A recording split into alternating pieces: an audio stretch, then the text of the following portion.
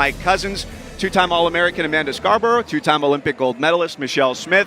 The 0-2 start for Florida. They've won the last 4 regular season titles in the SEC. It's a daunting number if they want to try and make it 5. Well, Mike and Amanda, we knew coming into the series that Tennessee was going to be great. What we didn't realize, though, is that Florida was going to stub their toe a little bit. The last 4 regular season championships, Florida has won. And in 16 and 17, just 3 and 4 losses respectively on the year. So this 0-2 start, unprecedented. Today's game is of utmost importance. They have to win today in order to have a chance for that 5th regular season championship. And so, Amanda, they go back to their ace in the circle. Kelly Barnhill gets a second shot at the Lady Vols here, a chance for redemption to close out the series. She's one of the best pitchers in the country. She's a senior now. She's been around for forever, and she's won almost every award that you can imagine, including National Player of the Year, both from ESPNW and also USA Softball. She's a 2-time All-American, 2-time SEC Pitcher of the Year. She keeps her ERA down. She is prone to give up the long ball because she is a big-time rise ball pitcher. The ball likes to fly off the bat because she stays up in the zone. But one of the best strikeout pitchers in the country is Kelly Barnhill. She's gotten off to a nice start. The beginning of this series accepted from that. Coming into the weekend, the nation's leader in wins and strikeouts. You've got Leach at the top, followed by Phillips, and then Shipman, the freshman catcher in the number 3 spot, who's had quite a nice adjustment into college softball. And those are the first 3 to face Barnhill as we are underway here in Gainesville.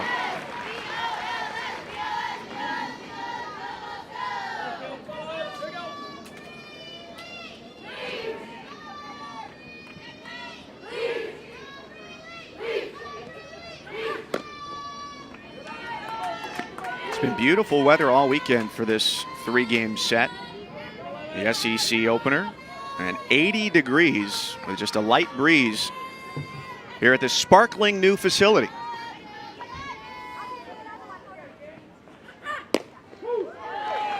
One thing we didn't mention about Barnhill, though, she's one of the harder throwers in our game. She'll hit 69, 70 miles an hour, although her rise ball is a touch slower at about 63, 64. But when she brings it, she can bring the heat.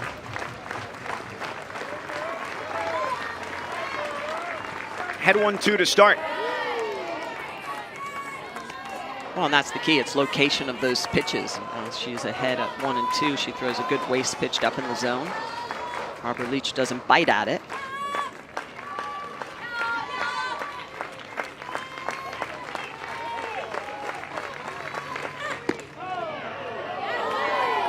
And runs full to start on Leach.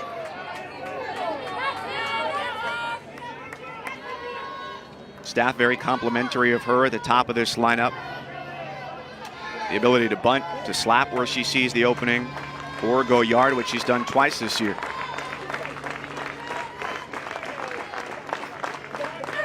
And there's a strikeout, a swing and a miss to start the afternoon for Barnhill.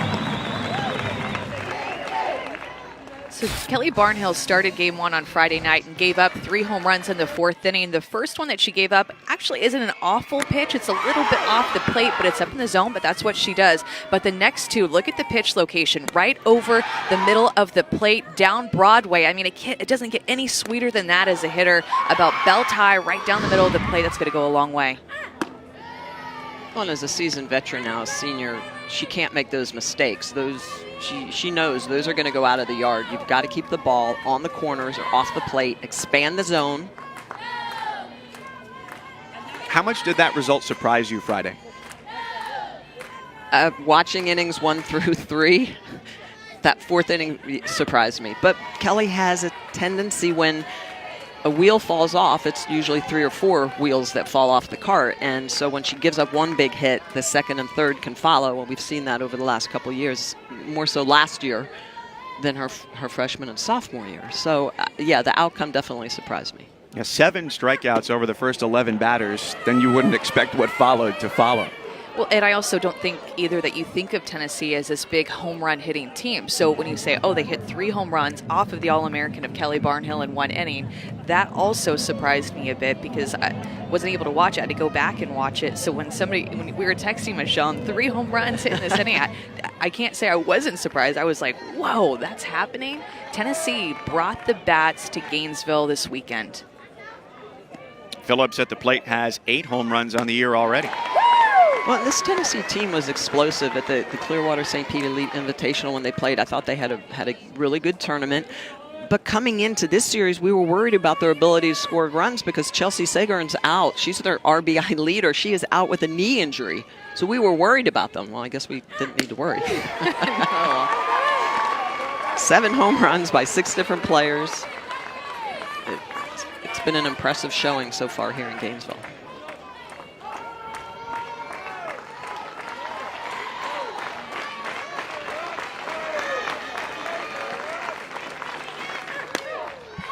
(3-2) gets fouled away by Phillips. You talk about one person who's maybe the hottest person in Tennessee's lineup is Kaylee Phillips at the bat right now, moving up in the lineup to the 2 spot because Amanda Ayala not playing today. Amanda Ayala usually hits in that 2 spot, but Kaylee Phillips been swinging it big. And she's taking over at third base for Chelsea Sagern, so it'll be interesting when she's back, where they end up putting her. She takes up and in, ball 4, so a strikeout and a walk to start for Barnhill. It's a tough pitch to take, Michelle, especially for a freshman of Phillips, and you have that big swing going. You want to get the hit. To take that pitch right there and draw a walk and get on base is pretty big. And that's only the 2nd walk that Tennessee hitters have had all weekend. They've been aggressive. So 1 out, 1 on for Shipman, the freshman catcher. And that's one of the things I like about this Tennessee team and the coaching staff, Ralph Weekly, Karen Weekly, let their kids swing. This is an aggressive offense. They've got 15 hits in the series, 7 of which are home runs, but 19 strikeouts as well. They're not afraid to put the big swing up. And that's why the ball has left the yard.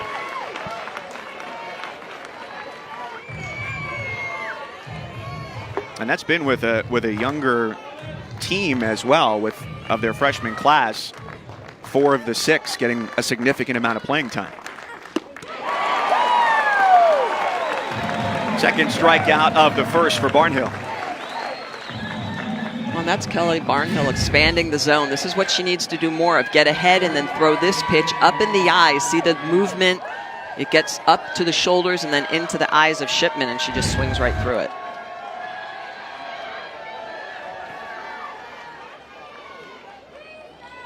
Haley Bearden, the senior, 3rd different cleanup hitter in as many games for Tennessee. And Mike and Michelle, that's what makes Kelly Barnhill so good. Her ability to put her rise ball right there to get ahead of Bearden, but then also throw it at a slightly more elevated level, and then right above the hands and above the head for a swing and miss pitch. She's so deceptive with that pitch. You don't know if it's going to stay lower in the zone or if it's going to continue to rise out of the zone for a swing and miss pitch. And that's what great rise ball pitchers do. They almost get in the head of the hitter because you see that spin coming. So it's up at your eyes, you swing through it. You're like, I'm laying off that. Then you throw one down at the knees. You see that same spin, you lay off it. It comes in for a strike. That's the way to finish off the inning for Barnhill. A walk mixed in, but she strikes out 3 in the top of the first. And Florida coming to the plate.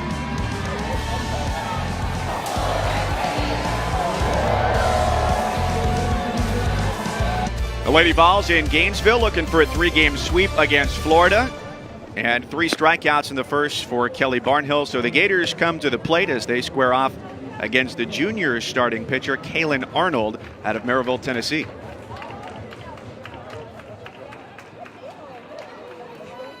Arnold is a great mix. This is a Tennessee staff that has a lot of different arms. Maddie Moss, the senior, has done outstanding. She picked up the win in game 1. Ashley Rogers, great freshman, and Arnold, she's going to throw in the high 60s. She has the ability to move the ball around and change the speeds, and that's really the key for Arnold to use that rise ball effectively, which jumps in the upper part of the zone. But what makes that rise ball look so good is the fact that she can mix speeds, and she'll dump that ball low in the zone, low and slow, I like to say, and then get that rise hopping up high. Like good barbecue. That's right. Yeah. So it's Lorenz at the top. They'll see if they can get her in today. Yesterday, she had a triple earlier in the game, but they were unable to get her around. She'll be followed by Lindemann, the big transfer from Minnesota. They hope to have her being a big spark to their offense. And Adams, the sophomore second baseman, the first 3 in the lineup for the Gators.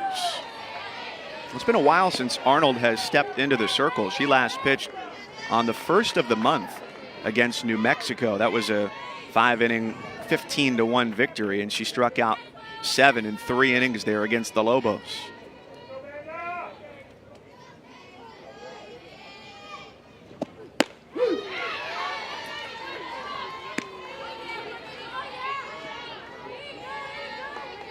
C. Lorenz tied for the most base hits in the SEC. It's no problem getting on base.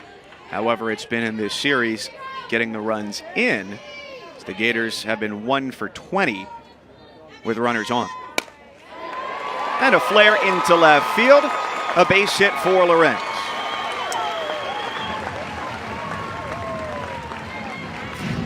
Arnold, Michelle, you mentioned that rise ball that Arnold will throw, but she'll also mix in a curveball too that she came inside to Amanda Lorenz a couple of times within this at bat. One was for a looking strike, and then one is this pitch right here that's kind of an inside out swing. Jams there a little bit, but Lorenz is so strong. She's able to muscle that ball to the left side.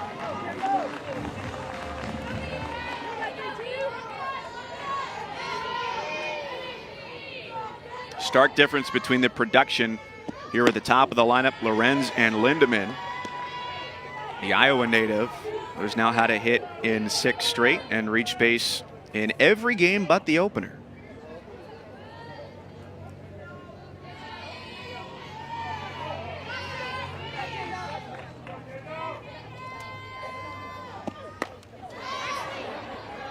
And you guys think about it too, that Florida's just scored that 1 run, and their 1 run scored is from an RBI walk. So they're 1 for 20 with runners on base in this series, which is just staggering. And Amanda Lorenz has done, most of their quote-unquote damage because she continues to find a way to get on base. And Amanda, that was in the first inning of game 1, so they haven't scored at all, and they left the bases loaded in that inning.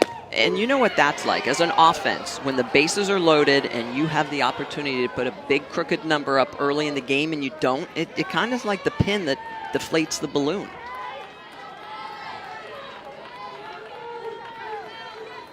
Arnold ahead 1-2 on the All-American who transferred from the Big Ten to the SEC. What's that like as a hitter, too, coming up in a situation where the offense has been sputtering a little bit and you have the opportunity because you see your teammates on every base? I think the big thing is everybody has to play within their at-bats and know what their job is going to do. And you can't hit a grand slam when you're the leadoff hitter of the inning. So sometimes you start to think too big. There goes Lorenz for second base. The throw goes wayward, and she's in safely. And how about that, being aggressive? The Gators, Amanda Lorenz does run well, but you don't always think about her stealing bases. Her 3rd of the season, but she's going to take off. Shipman, a freshman behind the plate. That throw down to Osborne, the shortstop, a little bit to the right field side of the bag, but Lorenz runs well, capitalizes on it. Payoff for Lindemann. That was a tough pitch to run on too, because Allie Shipman already was getting out of her squat because it was a rise ball that led her up that way. So for a runner to be able to steal on a pitch that is up in the zone like that, Amanda Lorenz got a great jump to be able to take that bag.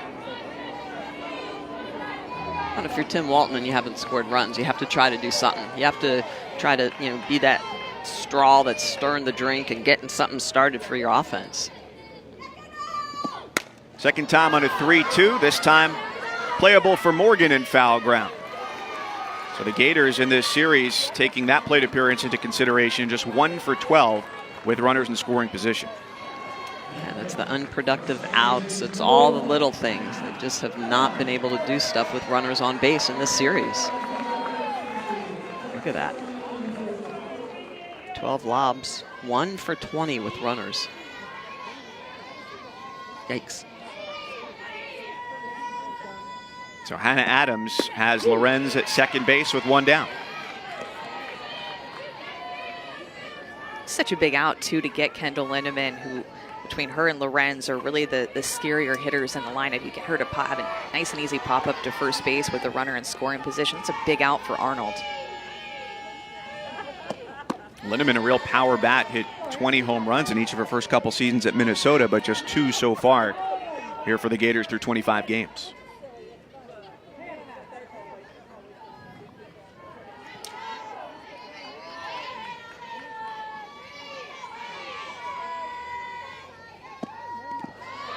in the dirt, and it gets by Shipman. Big turn for Lorenz, and she retreats safely toward third base. A runner at third and just one down. Prime scoring opportunity here on the miscue. Off-speed pitch goes off of the gear of Shipman, but this is where the defense for the Vols need to be talking and telling Shipman to your left, so that she peels and goes and gets that. And you know, we go back to Lindemann, that unproductive out, that pop-up on that wild pitch, Lorenz scores. So that's why every out is of utmost importance. Even if you're out, you got to try to get something. Move your teammate up another 60 feet. And it's a situation that presents itself similarly to what happened yesterday, where Lorenz skied one out toward left field, a triple off the wall, couldn't get her in. Here she is at third once more.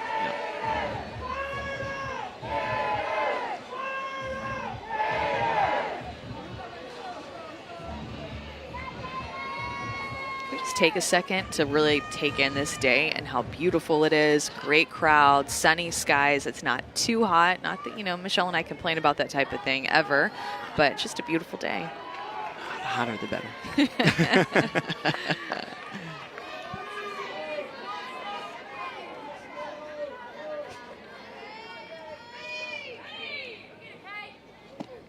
2-1 in favor of Adams toward Leach, who looks Lorenz back to third and gets to put out 2 away.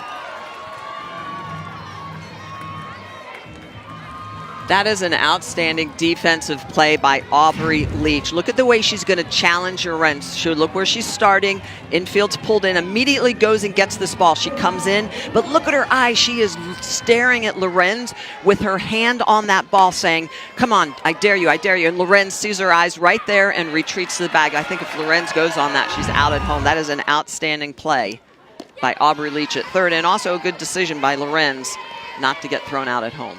You saw the jump that she got, ground Yes. ball right side. She's thinking go, but then, oh, it's hit to Aubrey Leach, one of the best second basemen in the SEC. Okay, I think I might just stay right here. And that step that Aubrey Leach took in as she went to the ball, that's the difference. If she wouldn't have taken that step in, Lorenz probably would have been able to score. 1-1 on the catcher, Jordan Roberts, the junior from Live Oak, Florida. Happy birthday, by the way, to Jordan Roberts. Oh, happy birthday, Jordan. Cool.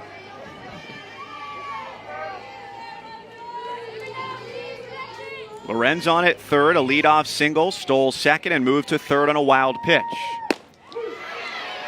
You know, I have to tell you, Michelle, I think that Kaylin Arnold is throwing well. You go back to the game that she started against Florida State and that St. Pete Clearwater Elite Invitational on Sunday night on ESPN2, and she got pulled early. She didn't look good. She looked timid. She's spinning the ball well, throwing with good velocity. She looks really sharp early in this game against a top 10 team.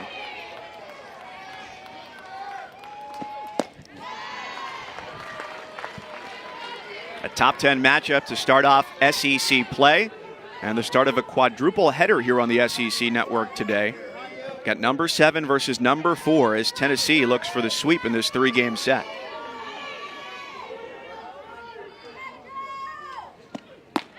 Arnold goes high on 2-2, so it runs full to Roberts with 2 away.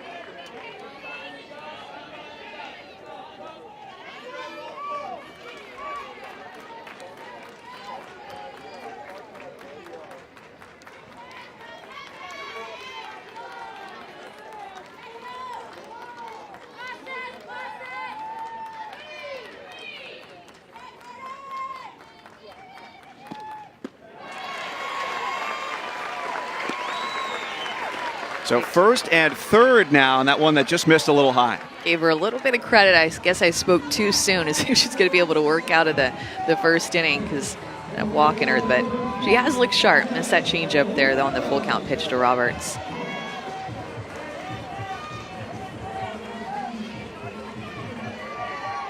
Sophomore Danielle Romanella.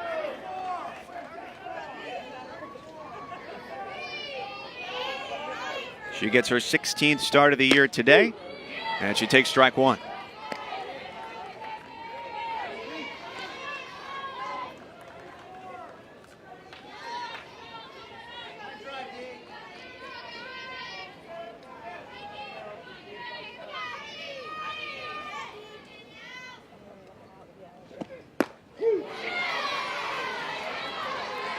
late break for Yeah. Arnold, which is what you want. You want that pitch coming in and exploding in or out of the zone.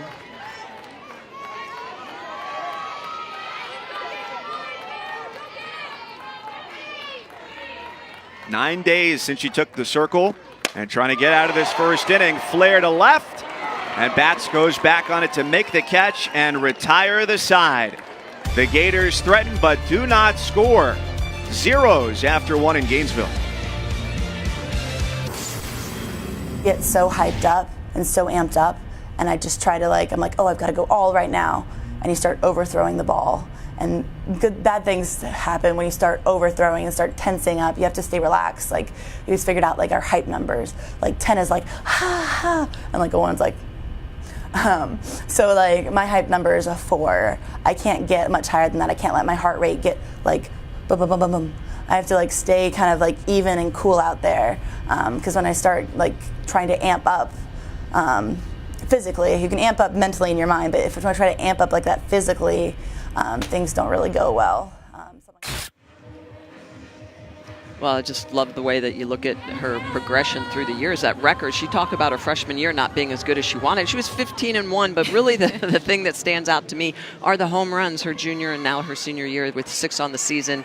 She gave up 3 against Tennessee in that game 1. She had given up 3 all year coming into this series. So, Kelly Barnhill is a very special athlete, very talented. It's learning to emotionally control her mind, her body in the circle and allow the ball to do the work. What I thought was interesting, what she said, was that she cannot overthrow. Pitchers need to remember, we snap the ball, then allow the ball to do the job. Don't try to force the ball to do the job. And if you have that mentality, then you're never going to overthrow. You just want to snap the ball and let the ball do the work. She struck out 3 in the first inning, mixing in a walk to Kaylee Phillips, and it's Ashley Morgan leading it off here, the number 5 hitter for the Lady Vols. 1-1 from the senior. Well, I love the self-awareness that they were able to create a hype number to get in touch with, okay, where am I at right now? To where when you're on the circle, you are there by yourself. I mean, a coach can call a timeout and talk to you a little bit, but you're the one that has to make the adjustments, check in with your own emotions, make your own physical and mental adjustments. So for her to come up with a scale 1 to 10, if I'm at a 6 or 7, I know that that's not when I'm at my best. And for her to get down to a 4, that's when, you said it, Michelle, she's going to spin the ball. She's going to have more confidence behind her pitches and be able to get more strikeouts like she does here. 4th now on the day. A pitch that kind of moves away like a screwball from a left-handed hitter. A pitch that she likes to work in is that screwball that she'll mix in with her rise. I thought the onomatopoeia for hype level 10 was pretty fun. It's yeah. It gives a good level to it. But, it's understandable how when you pitch on the biggest of stages that your heart rate is going to rise up. You can get inside your own head. How did you do it when you pitched in the biggest games of your career to keep yourself level? You should always have nerves before a game starts, but as an elite athlete, once you throw that first pitch, you should go right back into that zone. And when I say that zone should be recreated everywhere you practice. Every time you step on a practice field, a game field, if it's a Japan Professional League, Olympic game, SEC game, it doesn't matter. Your body, you need to basically train your body so that every time you take the mound or get in that circle, it's the same. Your body doesn't know the difference. And so if you mentally train yourself like that, it's like just flipping a switch on. She makes it sound so easy. I know. I feel like I'm ready to go compete in the Olympics.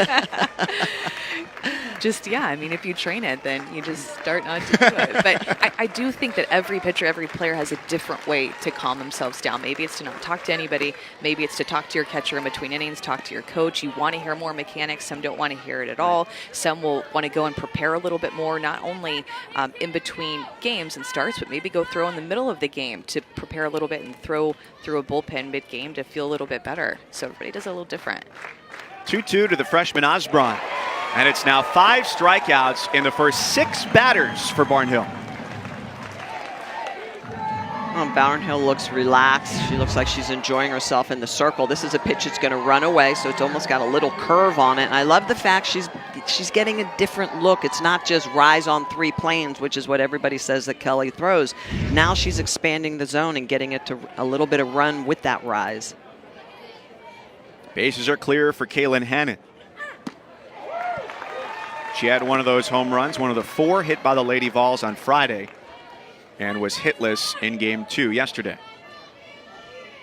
I'm impressed with Barnhill's rebound already. To have to leave the game in the 4th inning after giving up 3 home runs and all those runs to Tennessee on Friday, it's a little bit embarrassing, especially on your home field. It's opening SEC weekend, so for her to come out and have a couple of first 2 strong innings really says a lot about her growth and maturity as a pitcher.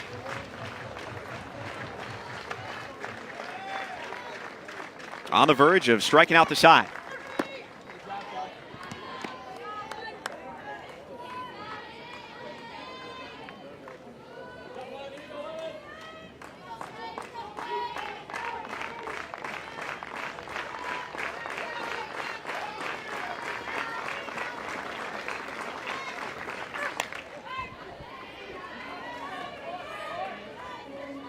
With the 2 swinging strikeouts to start the inning, she's gone away from the hitters in those last couple pitches to the outer half of the plate as well to Hannon.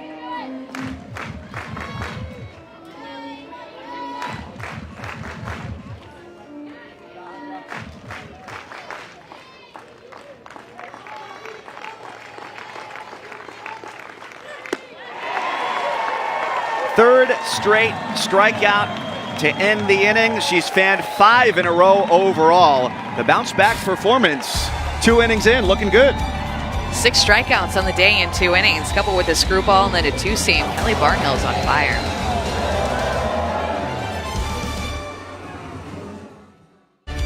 Welcome back to opening weekend of conference play in the SEC. We are game number 1 of a quadruple header on the SEC network. Alabama is going to go for the sweep following us in Tuscaloosa against Missouri, the only undefeated team left in the country. LSU's gone on a power surge. They're up 2-0 in their series over the Aggies. And game 1 yesterday between Arkansas and Ole Miss, 10-4 in favor of the Rebels. Love conference play. You know, we always get through the pre-conference, all the tournaments, and then you get into the foes that know each other. It's a little bit more of the cat and mouse game. A lot of lopsided series, too. Nobody's split yet. The team's either 0-2 in conference so far or 2-0. Yeah, and LSU with the 2-0 start there at College Station. They've got their first series win there in 6 years. Well, and it's interesting, you know, we talked about this in the opening, that, you know, this is a Florida team who consistently has played at that level that where they don't relinquish anything to anyone, which is why they've won the regular season championship. And, you know, you think about series and the regular season, but the regular season is in day in and day out, every single game to win that championship versus the tournament. You get on a roll, you have a good 4 or 5 days, you can win that tournament. But to win the regular season, to me, is incredible what Tim Walton has done with this program.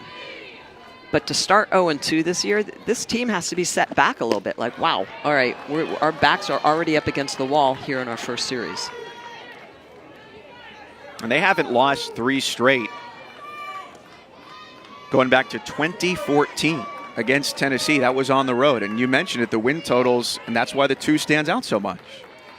And, you know, look at that. 3 losses in 16, 4 losses, just 4 losses last year, and they're already halfway there. So, you know, to me, when I was watching game 1 and 2 of the series and now calling game 3, I'm like, this is a huge game for the Gators. I mean, they have to right this ship immediately if they want to try to win that 5th consecutive championship. 1 hop for Phillips at third, and that retires Reynoso, leading off the second for Florida. They're just not scoring runs. You know, their offense isn't doing a lot. In their last 7 games, they've scored less than 1 run per game.